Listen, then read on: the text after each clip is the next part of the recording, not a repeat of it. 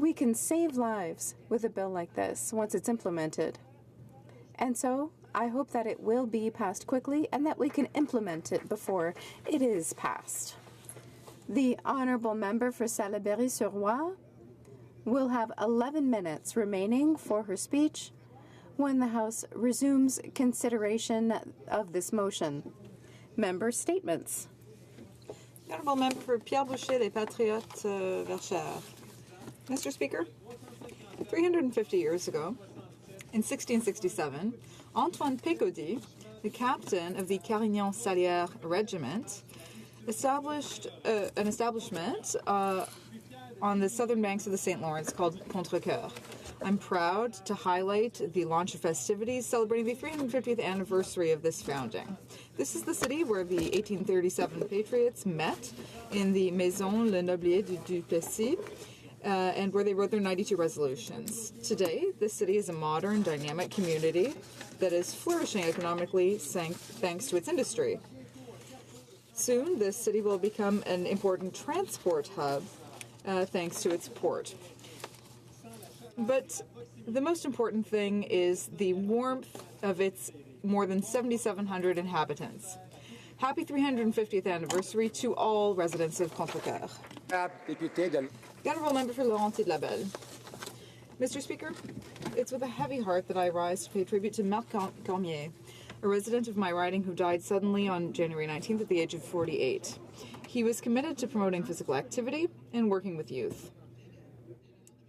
Right after the federal election, Marc, who was a triathlete and coach, explained how important it was for the community to have a sports arena, something that they had been calling for years. Last summer, a $32 million project was announced. It was funded equally by all three levels of government. Marc's work played a big role in that success. To honor his leadership, he was selected to receive a Canada 150 pin. Unfortunately, he passed away before I could give it to him. And to his wife Patricia and their children Alexandre, Simon, and Sandrine, the entire community gives our most sincere condolences. Marc, you will be missed. Thank you. The Honourable Member for Yellowhead. Mr. Speaker, in the late 1960s, the town of Grande Cache was created and envisioned as a model mining town as people moved in to work at Grande Cache coal mine. But on Christmas Eve of 2015, the mine was closed, putting the last of its 650 miners out of work. Since then, the community has struggled with the loss of businesses, residents, and medical professionals. Mr. Speaker, Grande Cache is turning a new page. I am pleased to announce the purchase of Grande Cache coal by Sonic Field Global. The court approved the sale on January 8th, and the closing transaction is scheduled in May of this year. There will be an open house tomorrow at the local Métis Hall, and company officials will be there. Mr. Speaker, to the residents and business of Grande Cache, this is great news. For the Yellowhead riding, coal mining is still a viable economic driver for the region. Thank you. The Honourable Member for Aurora Oak Ridges, Richmond Hill.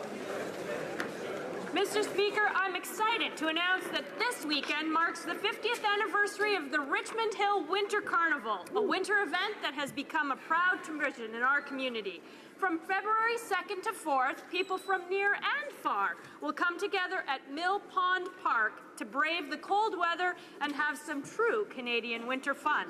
From the Carnival's hockey tournament and wood carving to the fireworks and live music, our community knows how to celebrate the best part of Canadian winters. The Carnival is run by a team of dedicated volunteers with support from the town of Richmond Hill and local sponsors who bring this event to our community each year. Join us in Richmond Hill this weekend. Bring your family and your friends for an outing that is sure to put the wonder back in Winter Wonderland. Thank you. The honourable member for Vancouver East. Mr. Speaker, I'm pleased to rise today in recognition of Tamil Heritage Month.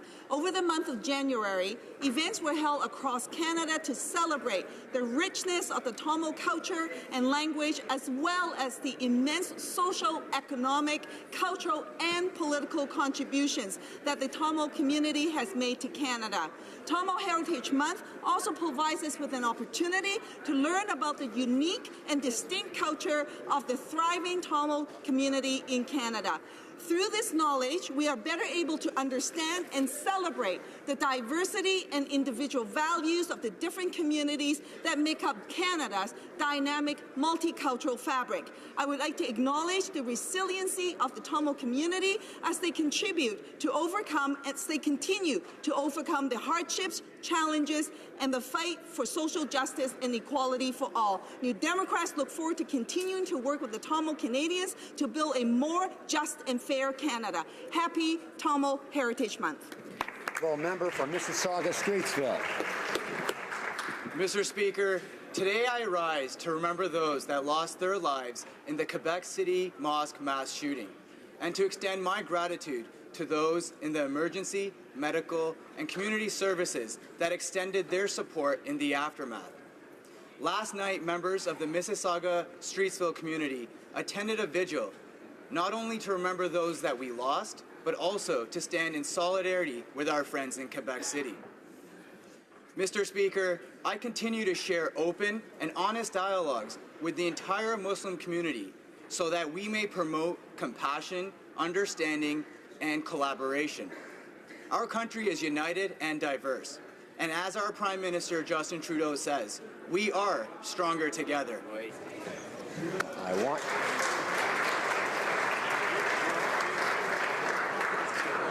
believe the honourable member for Mississauga-Streetsville is aware that we do not use personal names here, and I would ask him to refrain from doing so in the future. The honourable member for Provencher. Mr. Speaker, the Prime Minister talks a lot about respecting diversity, but his actions tell a different story. He has launched a dangerous attack on the fundamental freedoms with his new liberal values test within the Canada Summer Jobs Program. With this new values test, if you don't agree with the ideological positions of the Liberal Party, your organization will no longer be eligible to receive funding for a summer student. Of course, this is outrageous, and Canadians know it. The Charter protects freedom of religion, conscience, thought, belief, opinion, and expression from exactly this type of government overreach. Canadians must be free to apply for government funding or programs without fear that they will be rejected simply for having different values and beliefs than those of the Prime Minister. So what's next on his agenda? The attestation on the Canada Summer Jobs application is a blatant violation of the Charter, and I call on the Prime Minister to immediately withdraw this outrageous new requirement.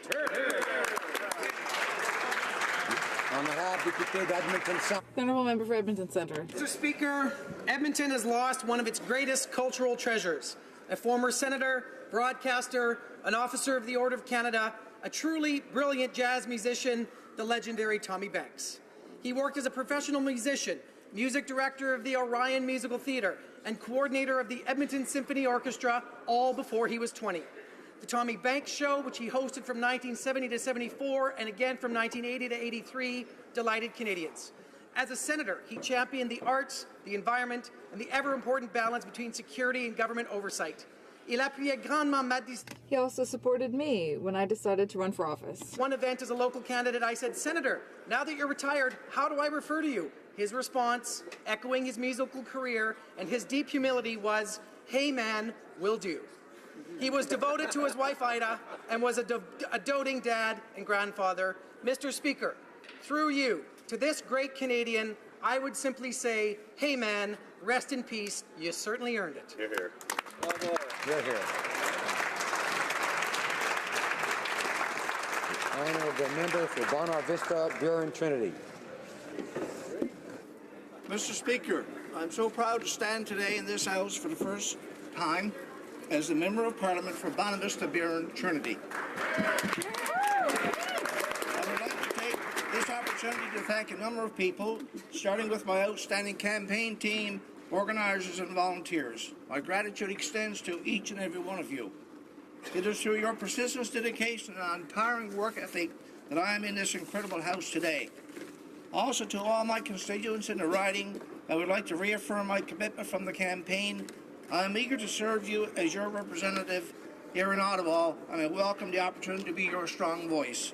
And finally, Mr. Speaker, I would like to give thanks to my family and close friends, most especially my wife Yvonne, and for their love and support towards me and this incredible journey I chose to pursue. Thank you, Mr. Speaker.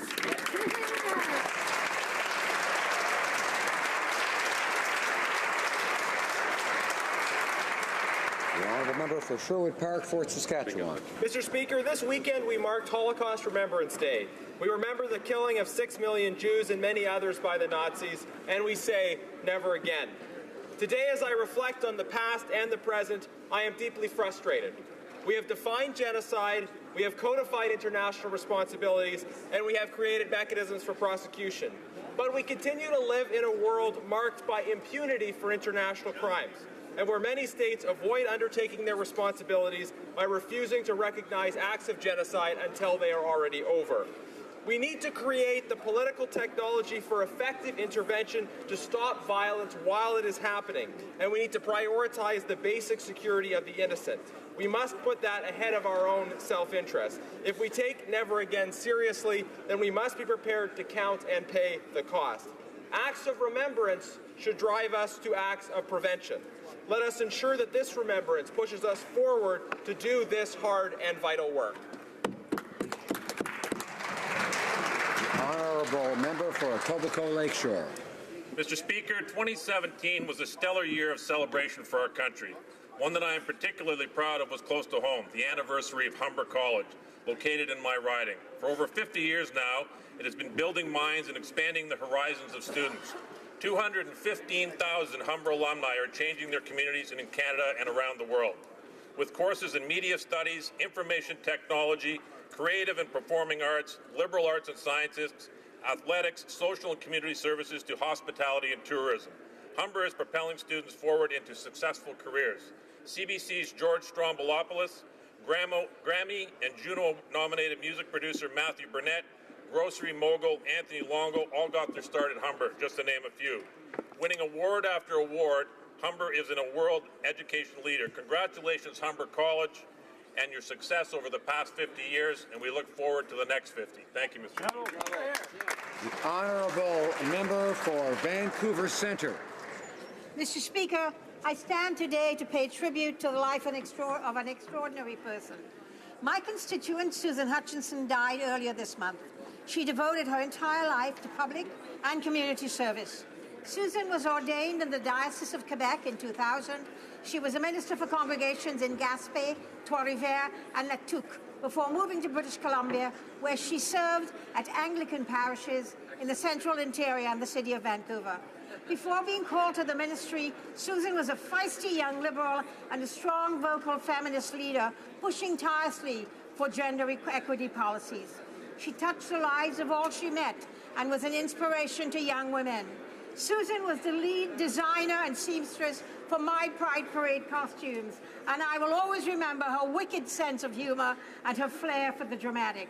Here's to you, Susan, and a life well lived. The honourable member for Abbotsford. Mr. Speaker, it's early January. New Year's resolutions are beginning to fade, and surprise, surprise, the Liberals' much-vaunted trade agenda is in shambles. The long-promised softwood lumber agreement is nowhere in sight. Remember the Prime Minister's bromance with Barack Obama? And then there's the TPP meeting in Vietnam, where the Prime Minister was a no-show, embarrassing his hosts and burning all his bridges to Southeast Asia. A visit to China to beg for a trade agreement was similarly embarrassing, with the Chinese dismissing our Prime Minister and sending him packing. Now our reckless ambassador has suggested that China could replace the U.S. as our best trading partner and ally. All of this is happening while our hapless Prime Minister is trying to negotiate a NAFTA trade agreement with Donald Trump. Mr. Speaker, Cozying up to communist China isn't going to help our relations with the United States. When will the Prime Minister finally realize negotiating trade agreements isn't for rookies? When will he get out of the way? Honourable member for Nickel Belt. Mr. Speaker, January is Alzheimer's Awareness Month. More than 400,000 Canadians have been diagnosed with dementia. I've seen firsthand the devastation caused by this disease. After my motion to develop a national senior strategy was passed in Parliament in May, I began traveling across the country to co-host seniors' town halls with my colleagues. Countless Canadians have expressed the need to proactively get to the root cause of this disease, eliminate the stigma, and identify the most effective ways to prevent and diagnose and treat it. I'm proud that we listen to Canadians and that the Government of Canada is responsible for developing a strategy on dementia that will establish an advisory committee. I encourage everyone to learn about Alzheimer's disease and to visit the Alzheimer's Society of Canada's website. Together, we can improve the quality of life of people living with dementia, as well as that of their families and caregivers. Thank you. Honourable member for Saint-Hyacinthe-Bagotte. Saint-Hyacinthe now has its own biomethanization factory and is a pioneer in reducing greenhouse gases. It's the largest factory of its kind in Canada and the 5th largest in the world. By transforming organic matter in this factory, it will be possible to meet my entire riding's energy needs for 3 years. Having worked on this file since 2009, I was even able to visit the interior of a biodigester. As the chair of the Environmental Advisory Committee for 6 years, I was proud to promote this innovative example of green infrastructure. Saint-Hyacinthe Technopole is developing a new biotechnology hub and inviting entrepreneurs to choose Saint-Hyacinthe, where they can use their organic matter to produce gas at a low cost. I'm proud of this federal investment worth $11.4 million that will help contribute to the region's economic development. Member for Yorkton Melville. Mr. Speaker, I rise today to remember and give tribute to Bev Schwernick, who passed away suddenly on January 2nd. During the Veterans Mental Health and Suicide Study, veterans testified on mefloquin's impact on those who served in theater from Somalia to Afghanistan. This is where I first met Bev. She was there to support the veterans who were testifying. I was honored to endorse her Vimy Ridge bike ride as she drew more attention to the mefloquin crisis. And as I traveled Western Canada this summer meeting with veterans, Bev was there at round tables from Victoria to Saskatoon to Brandon. She also played a major role in organizing the Mefloquin Warriors rally on Parliament Hill last fall. Bev was not a member of the Canadian Forces. She was not a veteran. She was a Canadian civilian who was prescribed mefloquin on a trip to Thailand. That's when her own experience began, and yet her advocacy was not for herself. She had a deep bond with those veterans who are now grieving so deeply at the loss of one they considered their own. Rest in peace, Beth. I know we'll meet again.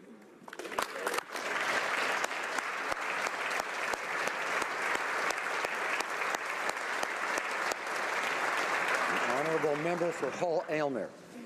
Mr. Speaker, February is Black History Month. We celebrate the countless contributions of Canada's Black communities to the building of our great country. We recognize what one generation to the next has done, from Matthew da Costa in the early 1600s to today's Dr. Gervin Fearon, Canada's first Black university president. Many communities faced joy and achievement, others pain and setbacks.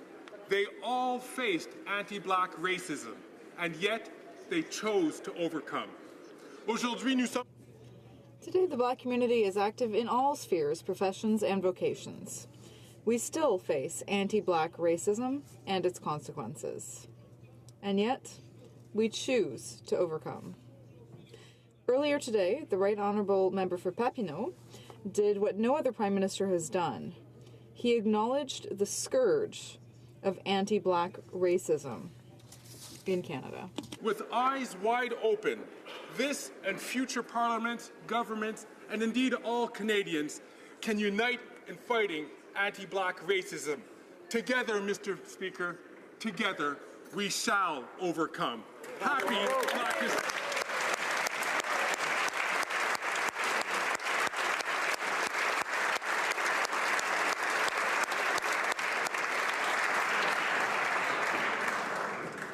Questions orales, oral questions. The Honourable Leader of the Opposition.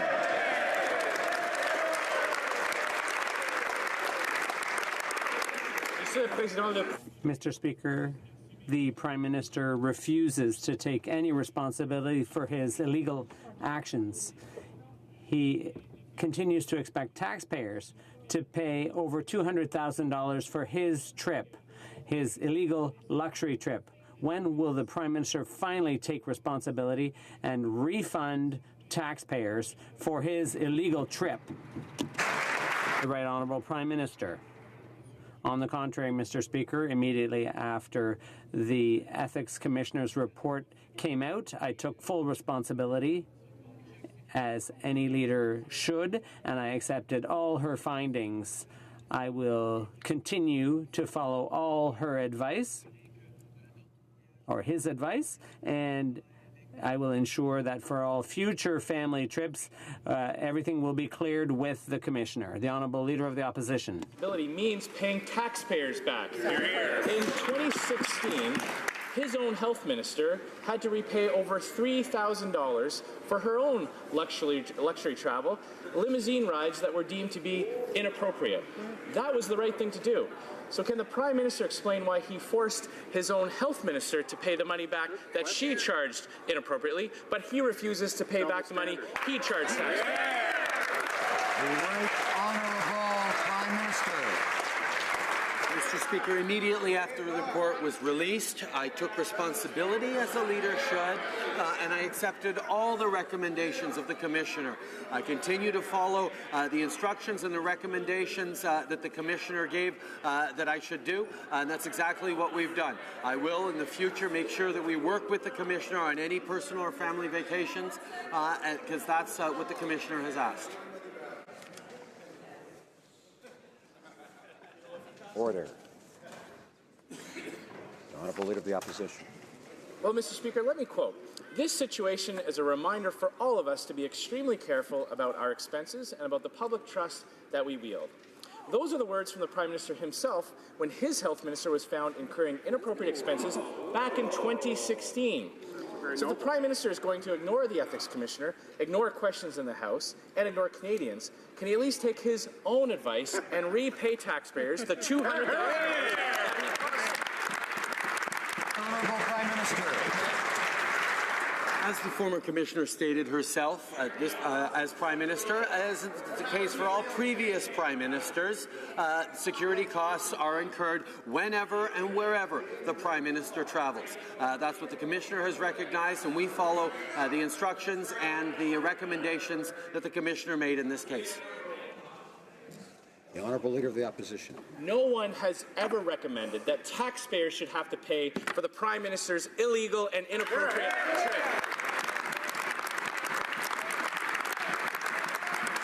Canadians understand that security has to follow the Prime Minister, but when the Prime Minister is engaged in inappropriate activities, he should pick up the cost when he's found to be breaking the law. Will he pay Canadians back? The Right Honourable Prime Minister. Mr. Speaker, as I've said many times, when the Commissioner put out her report, I accepted all responsibility and have accepted all the recommendations that the Commissioner said put forward, which will mean that on matters of personal and family travel, we will work with the Commissioner's office to ensure that there is no conflict or appearance of conflict, and furthermore, we will continue to work with the Commissioner on anything they recommend. L'Honorable Chef de l'Opposition. The Honourable Leader of the Opposition. Mr. Speaker, at a time when the Prime Minister was in opposition, he made speeches before charities, but they've been caught and had to pay back thousands in inappropriate spending. If that was the right thing to do at the time, then why is it no longer the right thing for him to refund his illegal trips? The Right Honourable Prime Minister. Mr. Speaker, as I said a number of times last year, Canadians can rest assured that whatever the personal attacks here in the House, the Ethics Commissioner is there and the office is there to ensure that everything is done according to the rules and that there are consequences. The Commissioner released her report. I accepted all her recommendations, and we are moving forward because Canadians know that the Commissioner has investigated and released a decision. The Honourable Member for Rimouski. During the Harper Conservatives have failed to be transparent through the entirety of the negotiations, especially in regards to what Canada is conceding in order to be accepted into this Trans-Pacific Partnership. Who said that, Mr. Speaker? The member for Papineau when he was in the opposition in 2015. Now that he's Prime Minister, he has apparently forgotten his own words. I asked the Liberal leader today, what is Canada conceding in order to be accepted into this new Trans-Pacific Partnership and to show some transparency? The Honourable Prime Minister. Mr. Speaker, we know how important openness and transparency are, and that's why we've been transparent with Canadians. And we also know that official languages are important. And once the documents are translated into French and English, we'll be happy to share those documents and the deal once it's been entered into. The Honourable Member for Rimouski. What's in the deal? New Zealand was transparent with their people on the new Trans-Pacific Partnership, and there is no reason why the Liberals can't do the same. If we stand to lose 58,000 jobs because of this trade agreement, I would say that an explanation is in order, and Canadians are worried. The Prime Minister has promised to be transparent on trade deals, and so far he hasn't been. Will he release the deal? Right Honourable Prime Minister. Mr. Speaker, we have consistently engaged with stakeholders, and the text of the deal will be released once it has been translated and approved, as is the case for all trade deals. This is something that is really important, but let me highlight the fact that if it were up to the NDP, no trade deals would ever be signed. If it was up to the Conservatives, every single deal, no matter how bad for Canada, would have been signed. We make sure that it's the right deal for Canada, and that's what we're moving forward with. Right. The Honourable Member for Berthier-Masquinongé. The conversation of shifting the culture on Parliament Hill. And I want to thank the Prime Minister for agreeing with us that we need more women elected here in the House of Commons. And while I do applaud him for having a gender-based cabinet, the fact remains that only 26% of MPs that sit in this House are female, including 1 in 3 in his own caucus. Time is up on words and slogans without follow-through. It's time for action now to get many more women elected to Parliament. So the question is simple to the Prime Minister. What is his plan? Honourable Prime Minister. Mr. Speaker, we know there are multiple barriers to women engaging in politics, and that's what we have to work on reducing. That's why, as part of moving forward in our nomination process, every single riding will have to reach out to great women, to women across the riding, before we will trigger a nomination contest. We know how important it is to ask multiple times to get women to run for politics. That's one of the barriers there, and that is just one of the ways we are making it easier and more encouraged for women to come into politics and change this place for the better. The Honourable Member for Berthier-Masquinongé.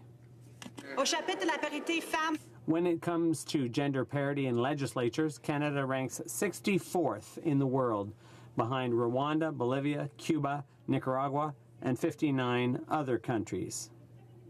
The Prime Minister has rejected 2 concrete steps to improve the situation by 2019. Proportional representation, and my colleague for Burnaby's bill to encourage gender parity among candidates. So I repeat my question, Mr. Speaker.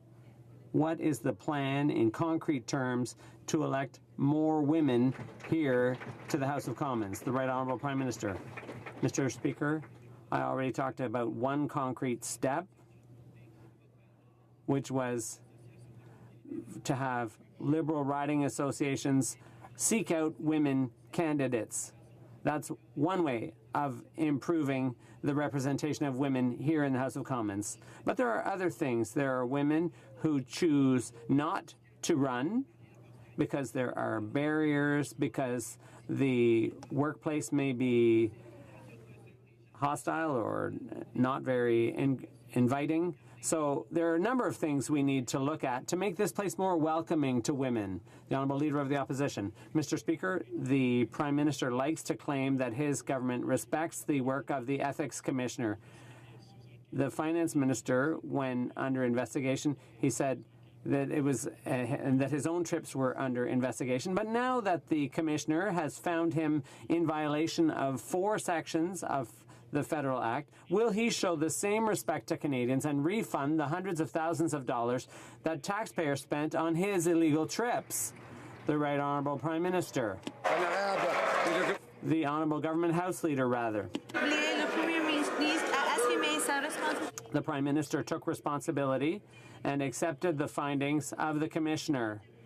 The Prime Minister took the necessary steps so that all future trips, family trips, will be approved in advance. The Prime Minister continues to follow all the advice and recommendations of the Commissioner. Thank you, Mr. Speaker. The Honourable Leader of the Opposition. Mr. Speaker, it's simple. The Ethics Commissioner's investigation revealed that the Prime Minister mismanaged his personal affairs and is guilty. Will he commit to refunding taxpayers the $200,000 he spent on that illegal activity? Yes or no? The Honourable Government House Leader. As is the case for the current Prime Minister, wherever, and the former Prime Minister, wherever they go, there are security costs associated with that travel. We appreciate the work of organizations tasked with protecting our security, and as the Prime Minister said, for future personal and family trips, he will clear everything with the Commissioner. Mr. Speaker, it's the Prime Minister who is found breaking the law, and it's the Prime Minister who should be answering these questions on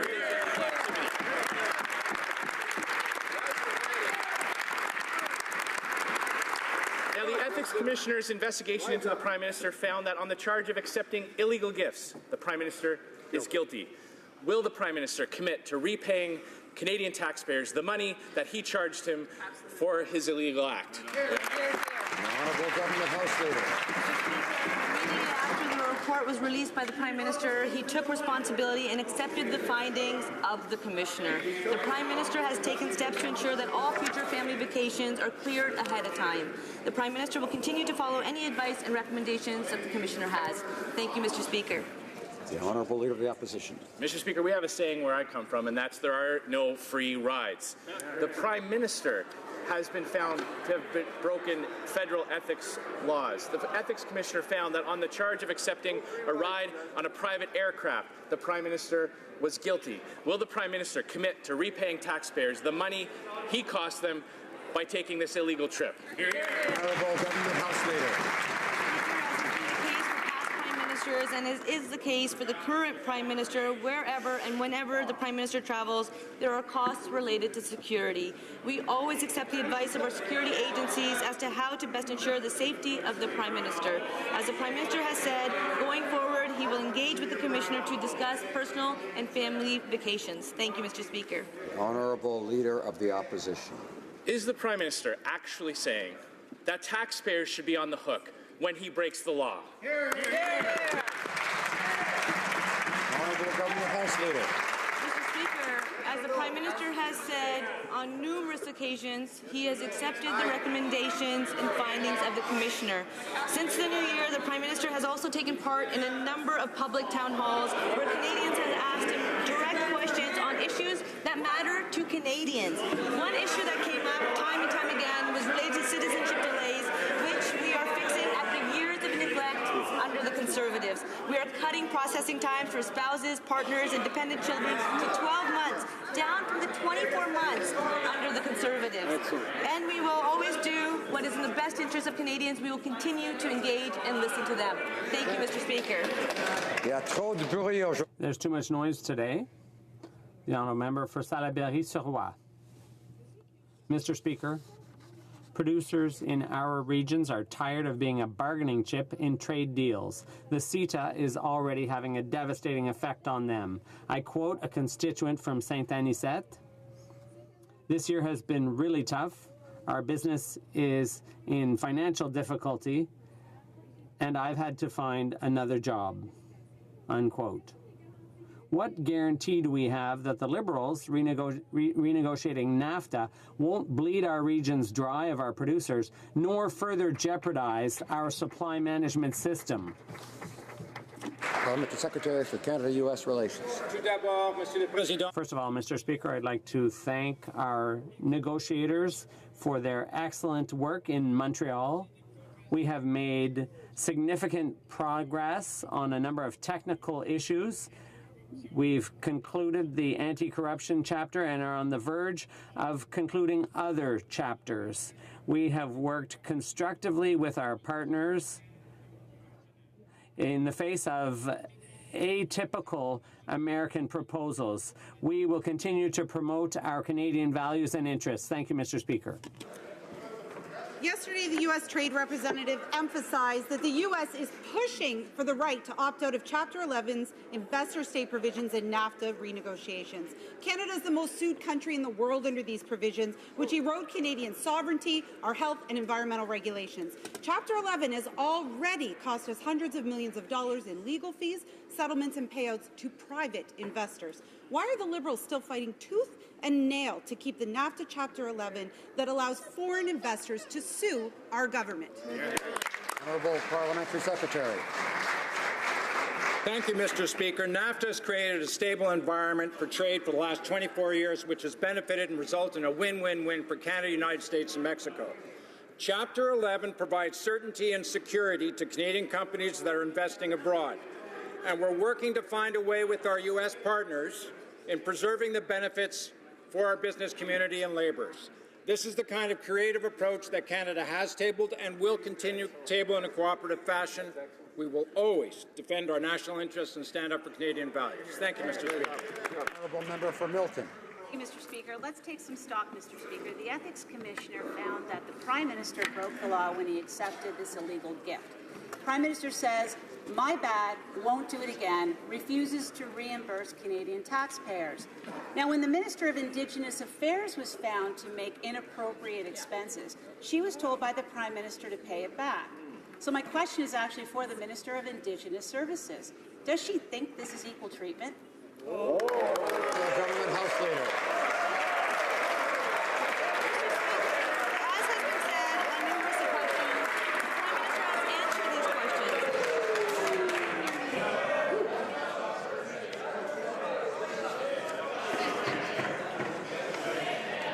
Order. Could be a shorter question period.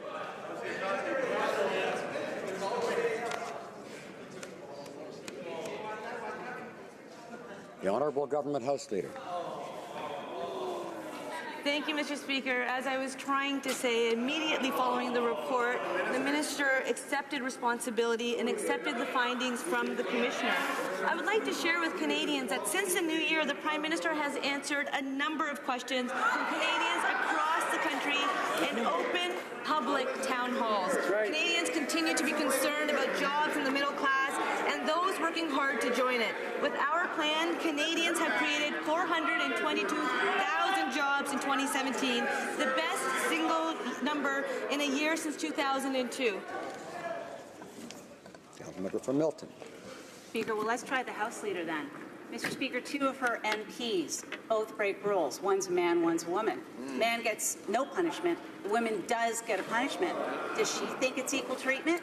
Government House Leader. The work that officers of Parliament do. In this case, the Commissioner released a report. The Prime Minister accepted her recommendations, accepted responsibility. We will continue working hard on behalf of Canadians. Thank you, Mr. Speaker. The Honourable Member for Richmond, Arthabaska. Mr. Speaker, in this place, all members have to comply with the ethics and conflict of interest legislation. We were all told about this when we first took office. We got training on this so that we would behave properly here in the House. The question on everyone's mind are there 2 laws, a special one for the Prime Minister and another one for everyone else? The question is, When will the Prime Minister do the right thing and pay back the taxpayer for his illegal vacations? The Honourable Government House Leader. Once the report was released, the Prime Minister took responsibility and accepted the Commissioner's findings. The Prime Minister has repeatedly answered these questions. Since the beginning of the year, the Prime Minister has answered a number of questions coming from Canadians all across Canada in town halls that were open and public. Canadians remain concerned about job creation for the middle class and those working hard to join it. With our plan, Canadians have created 420,000 jobs in 2017. We understand the opposition doesn't want to talk about the economy. The Honourable Member. Mr. Speaker, imagine for 1 second a member making the same illegal trip. Imagine that, would that member be able to keep his seat without reimbursing taxpayers? I don't think so. The same rules apply to everyone, even the Prime Minister. In the Commissioner's report, the Prime Minister was found in violation of not 1, not 2, not 3, but 4 sections of the Conflict of Interest Act. So what's the Prime Minister waiting for? When is he going to pay Canadians back? The Honourable Government House Leader. Mr. Speaker, we've answered those questions over and over. And since the beginning of the year, the Prime Minister has answered many questions coming from Canadians all across Canada at town halls that were open and public. We understand that the opposition doesn't want to talk about the economy because our plan for growth is working for Canadians, and we will continue working hard for Canadians. Thank you. Mr. Speaker, companies like Sears and Carillion continue to fail our workers, and these workers need more than information sessions with Service Canada. They need to know their retirement is protected. The Minister said he would work with anyone that puts forward a proposal towards this goal. Well, Mr. Speaker, I introduced legislation to protect workers like those at Sears Canada from losing their hard-earned pension and health care benefits. The Minister says he's concerned. But when will he turn to action so that Canadian workers will never find themselves losing their pensions and benefits again? Minister of Economic Development. Mr. Speaker, I'd like to thank the member opposite for raising this issue. We share those same concerns when it comes to Sears employees and other companies as well. We know how difficult this is for the workers and many of the different communities that have been impacted. That is why we're engaging with the members opposite. We are assessing all the different options that exist. With regards to Service Canada, this is an important service, Mr. Speaker, and that's why the representatives have been engaging with Sears Canada's employees. They've held 302 sessions across the country. And with respects to Sears, I understand Sears Canada's pension funds are held in trust and must be used for the benefits of the pensioners, Mr. Speaker. Honourable Member for Timmins, James Bay. Speaker, yesterday the Innovation Minister blew off the ongoing corporate pension theft at Sears Canada so he could brag about the economy. And afterwards I had Sears family members contact and say, what's with this government? This isn't about them needing to go find jobs. This is about their elderly parents who can no longer afford their long-term care facilities because the pensions that they built up were robbed by hedge fund bandits. So to the Liberals who hang out there on Billionaires Island, when are they going to put the interests of Canadian pensioners and workers ahead of their Bay Street cronies? Minister of Economic Development. Mr. Speaker, we've been very clear. We support pensioners. We support workers. We've stood beside them. That is why our government has put forward different measures to strengthen the middle class and those working hard to join it. When it comes to the Sears issue, Mr. Speaker, we are evaluating all the appropriate options that are before us. We're going to continue to work with the families. We're going to make sure that they have options and services available to them. And at the same time, we are focused on growing the economy and creating additional opportunities. This is a commitment we're going to make, and we're going to make sure we work hard on behalf of all Canadians, including the Sears employees, ex-employees. Wealth. Mr. Speaker, Canada's automotive sector employs over 500,000 Canadians. From coast to coast to coast, we have 700 automotive parts suppliers. I was pleased to take part in recent investments in Guelph to Linamar Corporation that employs 9,300 Canadians in 24 operations. Mr. Speaker, can the Minister of Innovation please expand on how the government is working to ensure our automotive sector will continue to be at the forefront of innovation and to create good-paying jobs for Canadians? Minister. Mr. Speaker, I'd like to thank the member for Guelph for his hard work, his advocacy, and his commitment to the automotive sector. And he is absolutely correct. Our government is committed to the automotive sector. That's why we launched the Strategic Innovation Fund to attract investments. And I was pleased to be alongside with them when we invested $49 million for Linamar. This will help create 1,500 new jobs. These are full-time jobs, good quality jobs, Mr. Speaker, and this underscores our commitment to supporting the middle class and those working hard to join it. The honourable member for Thornhill. Mr. Speaker, returning to the Ethics Commissioner's report titled in the Prime Minister's name, this Prime Minister has been found to have broken the law. This Prime Minister accepted an illegal gift. This Prime Minister's illegal trip and the hundreds of thousands of dollars of improperly generated costs made Canadian taxpayers complicit in the laws that he broke. Mr. Speaker, why won't the Prime Minister simply repay Canadians for his illegal gift? Good question. Honourable Government House Leader. This Prime Minister accepted the responsibility and accepted the recommendation from the Commissioner. And this Prime Minister, since New Year's, has been answering a number of questions at town halls across the country. Canadians continue to be concerned about jobs for the middle class and those working hard to join it. With our plan, Canadians have created 422,000 jobs in 2017, the best single-year number since 2002, and the unemployment rate is at its lowest since 1976. We can totally understand why the Conservatives do not want to talk about the economy, because the economy is doing very well under our plan. Honourable member, order for Thornhill. Well, Mr. Speaker, the Ethics Commissioner found that the Prime Minister did not only violate 4 important sections of the Conflict of Interest Act, but that the Prime Minister violated his own guidance document for ministers, which he sanctimoniously titled Open and Accountable Government.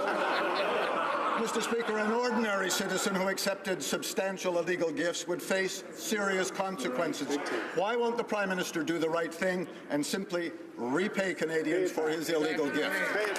Honourable Government House Leader. The Prime Minister has answered these questions repeatedly, and the Prime Minister remains open and accountable to Canadians. He will continue to engage with them as he has done in town halls and as he will do in future town halls in places like Edmonton and Nanaimo. And Canadians continue to be concerned about jobs for the middle class and those working hard to join it. And Mr. Speaker, I'm proud to share that Canadians have created 422,000 jobs in 2017, and the unemployment rate is at its lowest since 1976. I'm not surprised that the Conservatives don't want to talk about the economy, because the economy is doing very well under our plan. Thank you. L'honorable. The honourable member. Alors. Order. The honourable member for Lévis-Lotbinière. Mr. Speaker, when he accepted a family vacation on a private island, the Prime Minister put himself in a blatant conflict of interest. Canadians have a right to expect that the Prime Minister of Canada comply with all laws in our country. Mr. Speaker, in order to dispel any confusion over the illegal nature of his decisions, can the Prime Minister tell us what the value of his gift was, and will he pay taxpayers back for the entire value of this illegal gift? The Honourable Government House Leader. Mr. Speaker, security organizations decide on what's best to be done to protect the Prime Minister. We always follow their recommendations. The Commissioner agreed that those expenses were necessary for the Prime Minister, and the Prime Minister will continue to work with the Commissioner to clear any of his family vacations in the future. The Honourable Member for Lévis-Lotbinière. Mr. Speaker, not only did the Prime Minister accept an illegal gift, but the Prime Minister's family asked for illegal gifts in the shape of illegal vacations from someone who does business with the federal government. Mr. Speaker, given this evidence of a conflict of interest, be it accepting the gift or asking for another one, I am certain that Canadians do not want to be complicit in these illegal actions. When will the Prime Minister answer for his actions? The Honourable Government House Leader. Mr. Speaker, as soon as the report was published, the Prime Minister took responsibility and accepted the findings of the Commissioner. Since the very beginning of the year, the Prime Minister has responded to many questions put by Canadians throughout the country during open town hall meetings. Canadians are concerned about job creation for the middle class and for all those who are working hard to join it. We understand that the opposition does not want to talk about the economy because our economy is growing very well. Thank you, Mr. Speaker. The Honourable Member for Longueuil-Saint-Hubert. Mr. Speaker, Parks Canada is planning on moving artifacts that are very important to Quebec City to Gatineau when members of the National Assembly are opposed. They feel that these artifacts should stay in the national capital or in the Mi'kmaq Nation. Last week, we want to know why these artifacts should be moved to another city when we could be working on keeping them in their own city. Thank you. The Honourable Minister of the Environment. Thank you, Mr. Speaker. We are working very hard to protect and preserve artifacts, and Parks Canada is responsible for this. Parks Canada is currently preserving artifacts in national parks in every province and territory. And in 2012, the previous government decided to move items from Gatineau to Quebec. But these items should be conserved in a sustainable way. Laurier-Sainte-Marie. Honourable Member for Laurier-Sainte-Marie.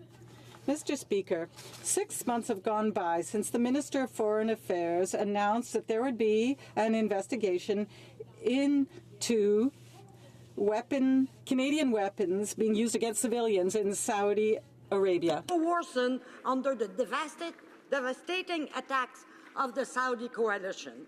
So I'd like to know, has the minister suspended any export permits to Saudi Arabia, and when will the minister release the results of her reports? The Honourable Parliamentary Secretary to the Minister of Foreign Affairs. Mr. Speaker, we are absolutely committed to an export control system that is transparent, that is rigorous, that is predictable. Our government is taking steps to further enhance our system through Bill C-47, which the member knows is at committee right now. We look forward to having that back in the House. That will help Canada take a leadership role in the regulation of exports of arms around the world. We've allocated $13 million to help Canada accede to the Arms Trade Treaty, and we will ensure to continue moving forward in that effort to ensure that our controls are robust, effective, and they reflect our human rights considerations. The Honourable Opposition House Leader. Mr. Speaker, the Prime Minister has been found guilty of breaking the law. Now, we all know that when somebody breaks the law and takes something that does not belong to them, they are expected to give it back. Now, that's exactly what the Prime Minister did. He took something he should not have taken, and he used taxpayers' dollars to do so. Now, why doesn't he right the wrong that he committed and pay back these illegal expenses? Government House Leader. Numerous occasions now, immediately after the report was released, the Prime Minister took responsibility and accepted the findings of the Commissioner. As has been the case for past Prime Ministers and is the case for this Prime Minister, whenever and wherever the Prime Minister travels, there are costs related to security. We accept the advice of our security agencies as to how to best ensure the safety of the Prime Minister. As the Prime Minister has also said, going forward, he will engage with the Commissioner to discuss personal and family vacations. Thank you, Mr. Speaker. Honourable Opposition House Leader. This is a terrible example that the Prime Minister is setting. If one of our children takes something that doesn't belong to them, we tell them to give it back. If a teenager is caught shoplifting, we teach them, you return the merchandise. We as leaders and adults ask our youth to give back something they might have taken illegally or wrongfully. The Prime Minister had absolutely no business going on that illegal holiday. Will he show some moral fortitude and pay back these illegal expenses? Honourable Government House Leader. Mr. Speaker, the security agencies make determinations on what is needed to protect the Prime Minister, as has been the case for previous Prime Ministers, and we follow their recommendations. The former Commissioner has acknowledged that these costs are incurred as part of the role of the Prime Minister. The Prime Minister will continue to work with the Commissioner to clear future family travels. Thank you, Mr. Speaker. The Honourable Member for Beauport, Côte-de-Beaupré, Île d'Orléans, Charlevoix. Mr. Speaker, in Canada, when an individual is found guilty of misconduct, then they're given a penalty, a fine. The Ethics Commissioner clearly stated in her report dealing with the Prime Minister's family vacation that he had contravened the Act many times, including by accepting a trip from a supposed friend he hadn't seen for 30 years. The Prime Minister is not above the law. He must set an example. When will he finally do the right thing and pay honest taxpayers back who shouldn't have to pay for his illegal vacations? The Honourable Government House Leader.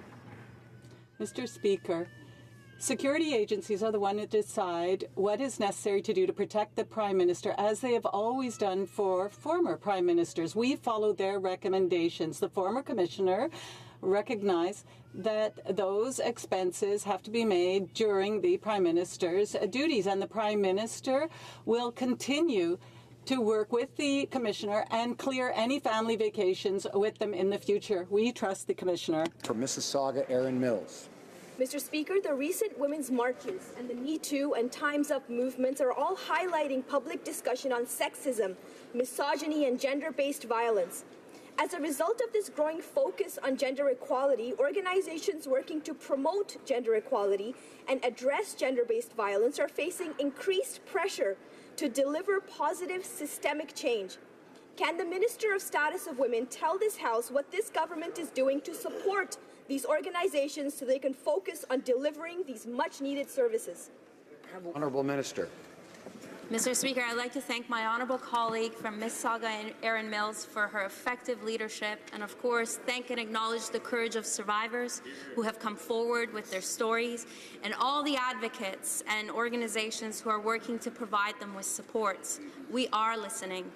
As part of our government's gender-based violence strategy, not too long ago I announced a new call for concepts, $20 million to support organizations who provide healing for those underrepresented populations and those most vulnerable. That $20 million can be spent over the course of 5 years. We're including eligibility for unions and think tanks. Many thanks to all those who've contributed to this movement. The Honourable Member for Battleford, Lloydminster. Mr. Speaker,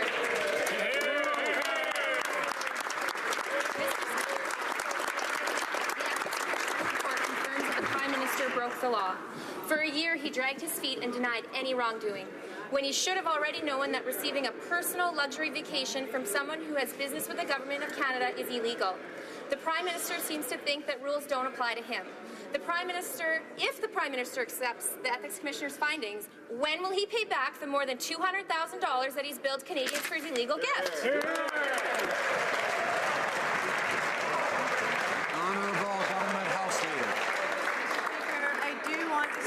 By congratulating the member on her election and welcoming her to this place. And I would like to share with her, as well as all members, once again, that immediately after the report was released, the Prime Minister took responsibility, as any Prime Minister should, and accepted the findings of the Commissioner. The Prime Minister has been traveling the country and visiting town halls, visiting Canadians, and taking questions directly from Canadians. He has also answered over 1,400 questions in this House from members of Parliament. The Prime Minister will continue to make himself available to Canadians. Thank you, Mr. Speaker. Member for Windsor West. Mr. Speaker, last night the City of Windsor unanimously asked the federal government to partnership on a crucial environmental property, Ojibwe Shores. The property is currently under the stewardship of the Windsor Port Authority, who has threatened to destroy it by developing it as a commercial opportunity. This is not acceptable. My community will never allow it. We stopped them before, we'll stop them again. We won't let this happen to this ecological treasure for all of Canada. Will the government show leadership on this environment and constructively work with the Port Authority and my community to make sure we have a model of success? We need leadership now. Will the minister finally step up? Here. The Honourable Minister of Transport. Mr. Speaker, the Ojibwe Shores are federal property. They are under the control of the Windsor Port Authority, which has a mandate as one of Canada's port authority to develop itself and to maintain port capability. I would recommend that anyone who wants to propose changes to the Ojibwe Shore speak to the Windsor Port Authority. Honourable Member, the Honourable Member for Sackville-Preston Chedsey-Cook. Mr. Speaker, this past summer, we saw another tragic and unprecedented number of North Atlantic right whale deaths in the Gulf of St. Lawrence. In order to protect this endangered and iconic species, our government applied a mandatory 10-knot speed limit on vessels 20 meters in the Gulf. And they announced the closure of snow crab fishing Area 12 in the southern Gulf, where whales were present. Can the minister tell the House what new measures will be undertaken in the upcoming fishing season? Thank you. Minister. The Honourable Minister. Mr. Speaker, I'd like to thank my colleague for his question. Our government takes very seriously the protection and conservation of the right whales in the North Atlantic. And last week I announced new concrete measures that would be taken to protect this important species, as well as other measures that are forthcoming. The measures for the snow crab will limit the number of floating occasions in the water, and I'd like to thank fishers for their constructive contribution. We will take every necessary measure to protect these species. Mr. Speaker, the Liberals claim to defend supply management, but they are doing nothing for dairy, egg, and poultry producers who are working very hard throughout Canada. The Prime Minister is just letting his Minister of Agriculture hide and not attend these meetings, and he's incapable of protecting our producers. Can the Prime Minister tell us whether, yes or no, he will implement mitigation measures for these producers, or will he just sit back with his arms crossed and drop these farms? Thank you, Mr. Speaker, and I appreciate my honourable colleague's question. The fact of the matter is, and my honourable colleague is likely well aware, this is the party that fought to implement supply management. This is the government that's going to protect it. And just the example, the set-up program, we put a $350 million program in place just to make sure that the dairy farmers were on the cutting edge and the manufacturing sector was on the cutting edge. We have and will continue to make sure that the supply management system in this country remains strong. The Honourable Member for Pierre Boucher, Les Patriotes Verchères. Mr. Speaker, we now know what the Prime Minister's grand plan is for his cannabis industry. We know what it is. It's liberal influence and tax haven money. Who are the investors? Organized crime? Foreign interests? Friends of the regime? We don't know. What we do know is that there's a big group of good Liberals who will be lining their pockets. When will the Liberals stop putting both their hands in the cookie pot? The Honourable Minister of Health. Thank you very much, Mr. Speaker. Mr. Speaker, our government will be implementing a fair, balanced process for licenses so that the health and safety of Canadians is protected, and so that we can have a strong regulated industry that is a diversified one.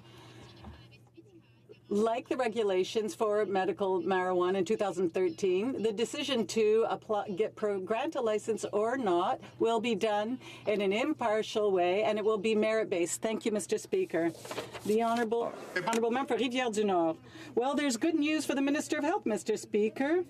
She has a nice career waiting for her in the flourishing cannabis industry, just like there was for 4 former Liberal health ministers. Today we learned that the former minister, Pettigrew, is the administrator of one business's consumer's loyalty plan, a type of air miles plan for pot users. Except that under Pettigrew's miles, you won't get points to fly, you'll get points to get high. When will the Liberals start working in the collective interest and stop working in the interests of Liberals? The Honourable Minister of Health. Thank you, Mr. Speaker. Once again, as I said earlier, this government will be implementing a fair, balanced process to grant licenses in order to protect the health and safety of Canadians and to allow an industry to grow in a regulated fashion. As is the case today, under medical marijuana rules that was implemented in 2013, granting or not a license will be decided in an impartial way and in a merit-based way. Thank you, Mr. Speaker. To the attention of honourable members, the presence in the gallery of the Honourable Jackson Lafferty, Speaker of the Legislative Assembly of the Northwest Territories.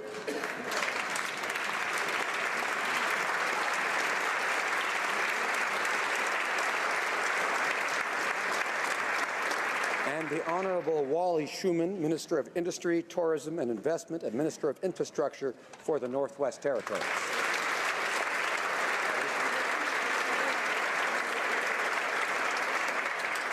Ordre du jour. Orders of the day. Government orders, government bills. Senate. Resuming debate at second reading of Bill S5, an act to amend the Tobacco Act and the Non-Smokers Health Act, and to make consequential amendments to other acts.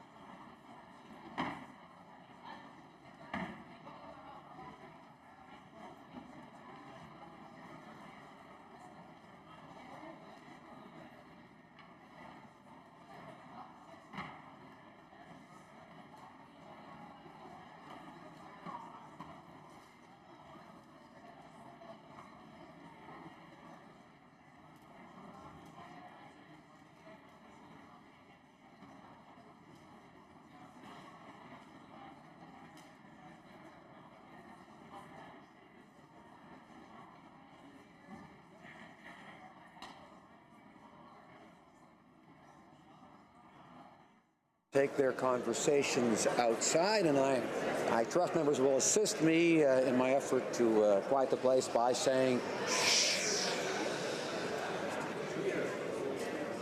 Let's try again, one more time. I thank colleagues for their assistance, and especially those who are now going to continue their conversations that I know are important and valuable outside in the hallways. Reprise de débat. Resuming debate. The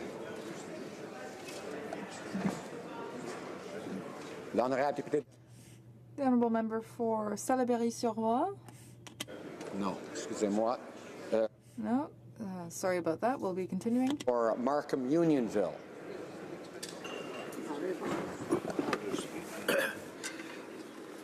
Thank you, Mr. Speaker. I rise today to speak to Bill S5. Bill S5 amend the Tobacco Act